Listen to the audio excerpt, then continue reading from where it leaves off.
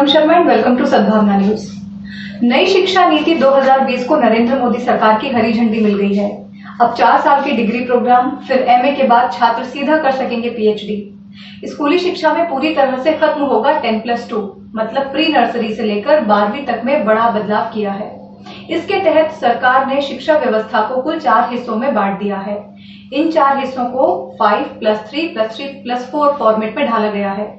प्रकाश जावड़ेकर बोले, 34 सालों से कोई परिवर्तन नहीं, स्कूल और कॉलेज में बदलाव, उच्च शिक्षा के लिए होगा नियामक का गठन। इस शिक्षा नीति के बारे में केंद्रीय मंत्री प्रकाश जावड़ेकर और रमेश पोखरियाल ने जानकारी दी कि ये बेहद महत्वपूर्ण है, क्योंकि 34 सालों से शिक्षा नीति में कोई परिवर्तन नहीं हुआ था। इसके साथ ही उन्होंने कहा कि मुझे उम्मीद है कि देशवासी इसका स्वागत करेंगे। इस नई नीति के तहत सरकार ने तय किया है कि अब 4 साल के डिग्री प्रोग्राम, फिर एमए के बाद छात्र एमफिल किए बिना ही सीधा पीएचडी कर सकेंगे। अमित खरे ने कहा कि हमने लक्ष्य निर्धारित किया है कि जीडीपी का 6% शिक्षा में लगाया जाए, जो अभी 4.43% है। गौरतलब है कि वर्तमान शिक्षा नीति 1986 में तैयार की गई थी और इसे 1992 में संशोधित किया गया था। दरअसल केंद्र सरकार ने स्कूली शिक्षा मतलब कि प्री नर्सरी से लेकर 12वीं तक में बड़ा बदलाव किया है। अब स्कूल के पहले 5 साल में प्री प्राइमरी स्कूल के 3 साल और कक्षा 1 व कक्षा 2 शामिल होंगे। इसे फाउंडेशन स्टेज कहा जाएगा।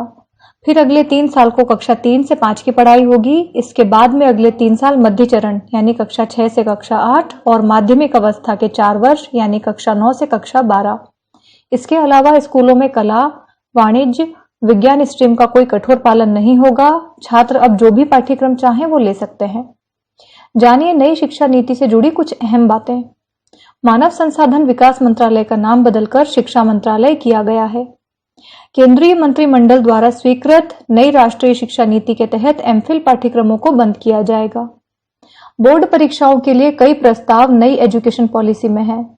बोर्ड परीक्षाओं के महत्व को कम किया जाएगा। इसमें वास्तविक ज्ञान की परख की जाएगी। कक्षा 5 तक मातृभाषा को निर्देशों का माध्यम बनाया जाएगा। रिपोर्ट कार्ड में सब चीजों की जानकारी होगी। अभी हमारे यहाँ डीम्ड यूनिवर्सिटी, सेंट्रल यूनिवर्सिटीज और स्टैंड अलोन इंस्टीट्यूशंस के लिए अलग अलग नियम हैं। नई एजुकेशन पॉलिसी के तहत सभी के लिए नियम समान होगा। देश में 45,000 कॉलेज हैं। क्षेत्रीय भाषाओं में ई कोर्स शुरू किए जाएंगे। वर्चुअल लैब्स विकसित किए जाएंगे। नए नेशनल एजुकेशनल साइंटिफिक फोरम यानी NETF शुरू किया जाएगा। सरकार ने शिक्षा नीति को लेकर 2 समितियां बनाई थी। एक TSR सुब्रमण्यम समिति और दूसरी डॉक्टर के कस्तूरी रंगन समिति बनाई गई थी। केंद्र सरकार ने उनके सुझावों को नई शिक्षा नीति में ध्यान रखा है। हायर एजुकेशन में 2035 तक ग्रॉस एनरोलमेंट रेशियो 50% हो जाएगा। ऐसा केंद्र सरकार का अनुमान है और इसी को ध्यान में रखकर यह पॉलिसी तैयार की जा रही है। इस शिक्षा नीति के लिए बड़े स्तर पर सलाह ली गई।